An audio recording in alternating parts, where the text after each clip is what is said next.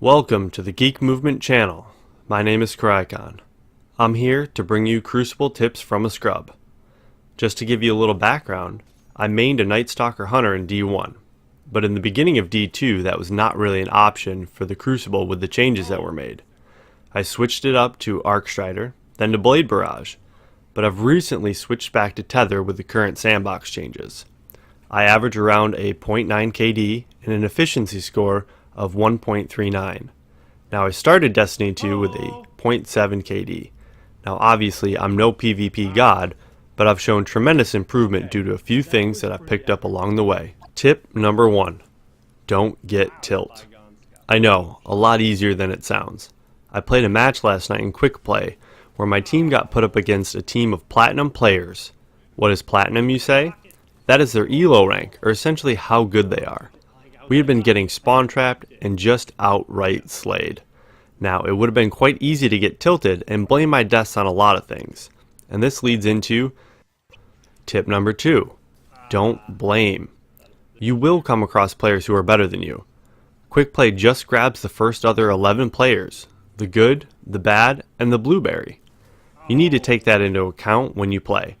Make sure that you think about your movement and your loadout. Don't blame the other guy because you didn't kill him first. Tip number 3. Play the meta. If you're watching this video, you can't say, oh well, I'm too good to be using Telesto.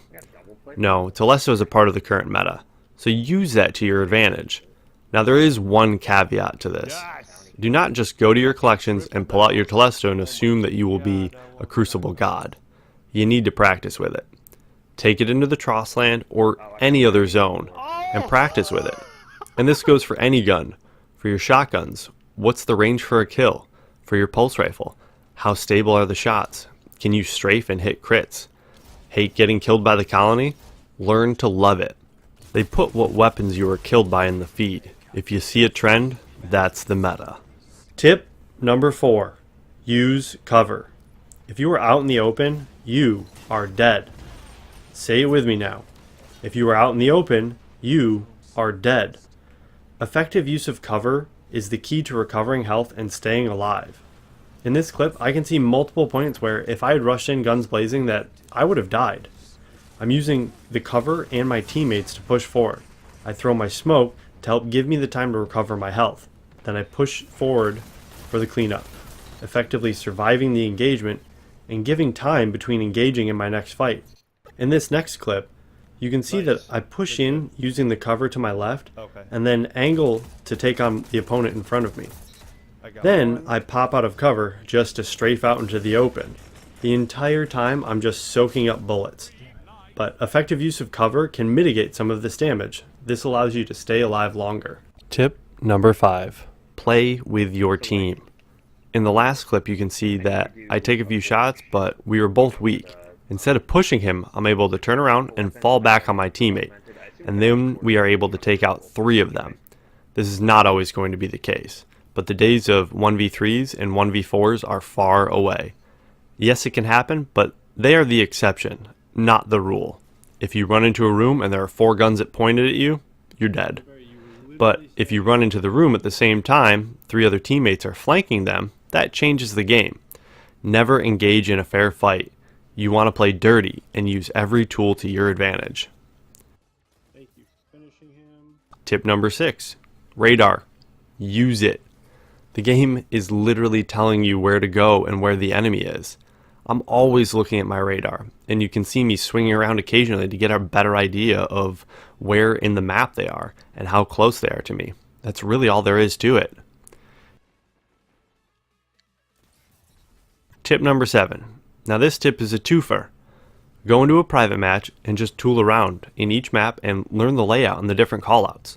Proper positioning and callouts are key when playing with a team. The better the callout, the more information your team has to go on. I could say, oh, golden gun on me. If I were my teammate, I'd be like, okay, you're dumb. A better callout would be, there's a golden gun on my X. That's better, but if multiple people are dead, then that makes it harder to see where the golden gun is. But you can call out, there's a golden gun on C flag by my X and use 3 shots on me. Your team knows to listen for the other 3 shots and to avoid C flag. By going into a private match, you can also learn where the flags and spawns are. Tip 7.5. More about private matches. Put Mayhem on and practice with your super and your abilities. You can do it solo, or you can ask a friend to join you. Do some 1v1 skirmishes. This will help your gameplay tremendously. Last tip. Tip number 8. I know I started this video with my numbers, but don't just focus on the numbers. If you play with people who are better than you, your numbers will tank. But sometimes you will go up against teams that are worse than you. To give you some more context, I may have a 0.9 KD, but the average of my past 20 games is a 1.0. But to break even overall, I need another 492 kills. That's the nature of the game, and at the end of the day, this is a game. So let's have some fun. That's all I have for now, and I plan on putting out some more videos and try to make it into a series. So thanks for watching, and make sure you check me out on Twitter, @Geek Movement, and on Twitch. The links are in the description below. And make sure you turn on, tune in, and geek out. Join the movement.